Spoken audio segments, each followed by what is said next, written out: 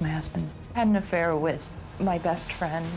I did ask him, how could he do this to me? How could he do this to our kids?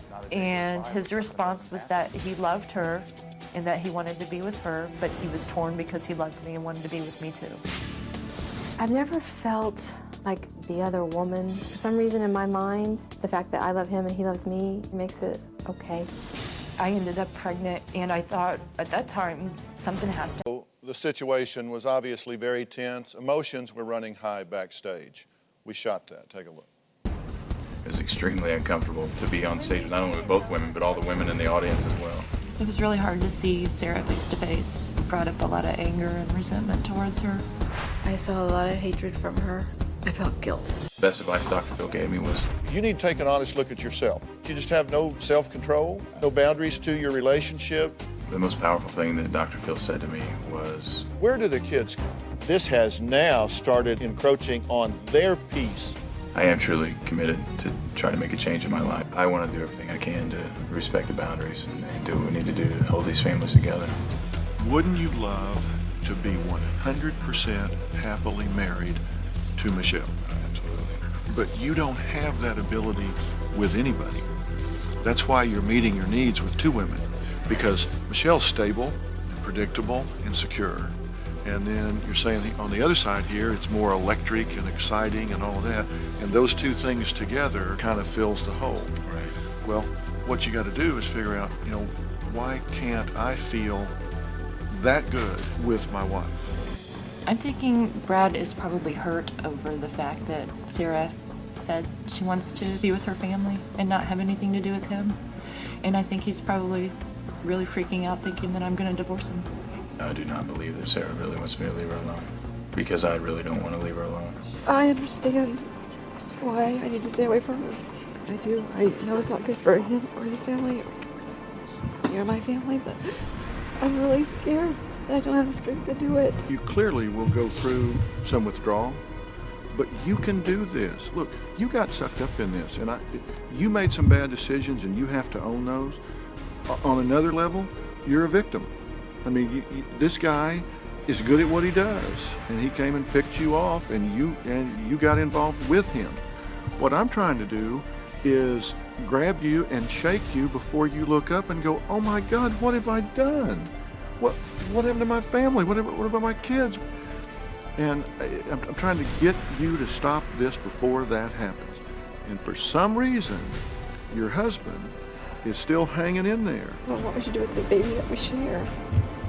I don't think you make a decision about that right now, because right now you're this way. You're all emotional. Should he have a role in that child's life? That depends on what's best for that baby. Instinct says that because he's the biological father, he should, but I don't want that to be a temptation, manipulation, backdoor way of getting back together right now. We'll talk about that in the future. So let 24 hours go by I'm so scared of that. and calm down. Go home, be with your husband and your children. He may not want anything to do with me anymore. It may be too late. I don't know. I doubt it. Right, I just gotta do it. You have got to walk away from her, or you're going to destroy a lot of people's lives, and then you're going to say, I wish I'd have got control of myself before my children had to pay the price, before her children had to pay the price. We'll hear about a rendezvous between Brad and the other woman that just absolutely sent Michelle through the roof. We're continuing to follow the affair that Brad had with his wife's ex-best friend. The last time Brad and Michelle were here, 2 marriages were at stake over this affair, because the other woman is also married. Now here's what happened when Brad and Michelle got back home. When we left, I felt like I'd been punched in the gut. I was full of rage. I was very upset and very hurt. Right after the show, I was still in contact with Sarah. I was worried about her. I loved her. We were waiting for our plane, and I saw him punching on his phone. And I asked him, are you text messaging Sarah? And he at first said no. I didn't tell Michelle because I was still living a lie. At that point, I thought, he didn't listen to a damn word Dr. Phil told him, and she didn't listen to a damn word Dr. Phil told her. Michelle and I decided that we needed some space apart from each other, and we decided to take turns staying at the house. I was so lost and confused, I told both Michelle and Sarah I needed to be away from both of them. I needed some space. It wasn't working. I was worried that he was still contacting her, that he was still meeting her. I couldn't stop talking to her. It was still an emotional affair. I was still attached to her. I went from talking to Sarah 4 or 5 times a day to talking to her every 48 hours. A week after the show, I pressed redial on Brad's mom's phone and realized that it was Sarah's number. I called Sarah from my mom's house because I wanted to talk to her. My heart dropped and I was so mad. I called her and said, I hope you're making room for him because I'm sending him over with all of his belongings. Michelle threatened to divorce me. I did give Brad an ultimatum, either her or me. That was a turning point. A few weeks after the show, it finally reached the point where we were rock bottom. Sarah and I agreed to meet each other for lunch, to get together with the babies and talk about a few things. It turned out not to be an innocent lunch. I found out about their lunch several days after it happened. Brad had taken pictures of himself with the child and of Sarah. I was very hurt. I just realized that this is so unhealthy and I can't live this way anymore, and I made the decision to salvage my marriage and put my family back together. There was an element of sadness when we broke it off. Dr. Phil said I was a sex addict. I took offense to that. I'm not a sex addict. Sex has been an easy outlet for me. I like excitement. I like to do risky things. I get bored easily. Since the show, he has started reading about attention deficit disorder. It may be adult ADD. That could have played a big part in why I've been unfaithful. I think if we hadn't come on. Anxiety about being here with the two of them now or just being here with Michelle? I was under the impression that we were going to talk about the baby, and in that circumstance, I only wanted to discuss it with Brad and you. Do you believe that this situation with Brad is over with? Yes, I do. You feared when you were here with Brad again that it might rekindle old feelings. I said seeing him, but of course, you know, those feelings don't just automatically go away. There's no pill or switch or anything. So there's still feelings there, but... Okay, and now a big question is, you have a child with you, and your position is that you think he should have no visitation rights with the child at all. Is that what your instinct tells you? I believe it's in the best interest of the child for that to happen. Yes. Okay, and tell me And the that reasoning that led to that conclusion. That is because the baby has everything now that he needs. He has 2 parents that love him unconditionally, and there's nothing that he needs more than that.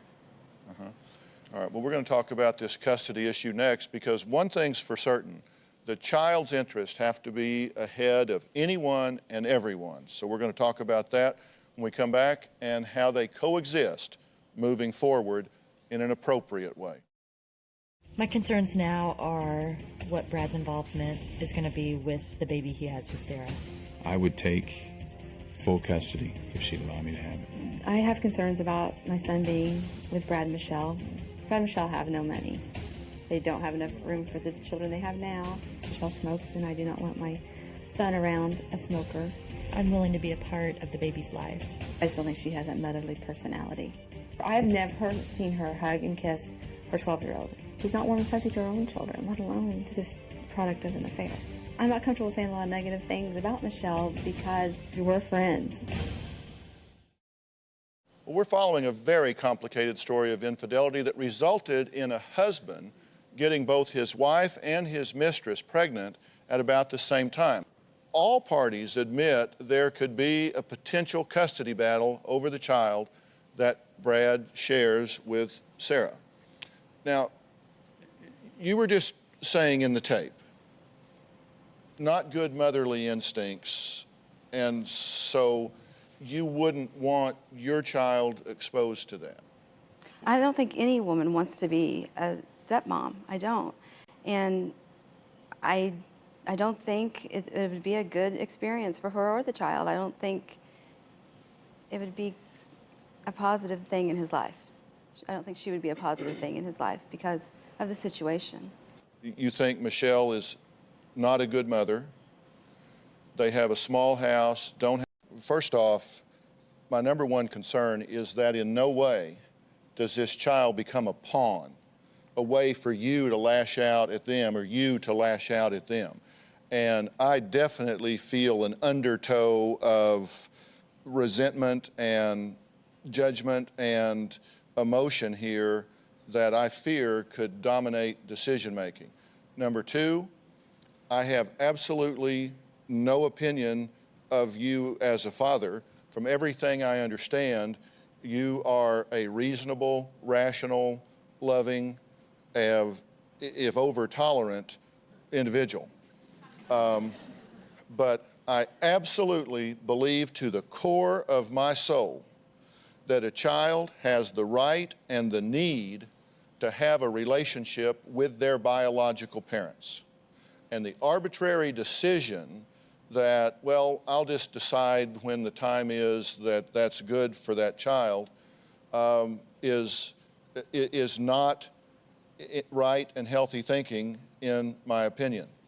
Is there a price that the child has to pay by having an absent biological parent to the point that there has to be some sharing done?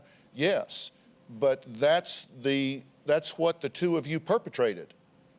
You can't then judge it and say, well, so you're just cut out. This child has the right and the need to have a relationship with his biological father. I think to just arbitrarily decide that you get to have that child and you don't is something that you might can claim here on the stage, but I'll assure you that's not the truth. You have no more entitlement to that child and the decision making over that child than do you. And what you want to do is sit down and figure a way that this child has an extended family, a way that this child has a room and a place and a sense of belongingness in your home and in your home. You two should never speak ill of this child's father. You two should never speak ill of this child's mother. You should find a way that this child can enjoy a relationship with both biological parents. I don't think you should take the child and close the child off from his biological mother any more than you should go the other way. I think there has to be some sharing here, and I think the thing to do is to sit down outside the court system and work out something that logistically works in the child's best interest. And believe me, when you get a third party involved, when you get a court involved and you surrender control to a third party who you've never met, don't know, and have no idea what their thoughts, values, beliefs, and views are, you're taking a real chance, and you will wish you had sat down around a table and worked out something so this child can have a relationship with both biological parents.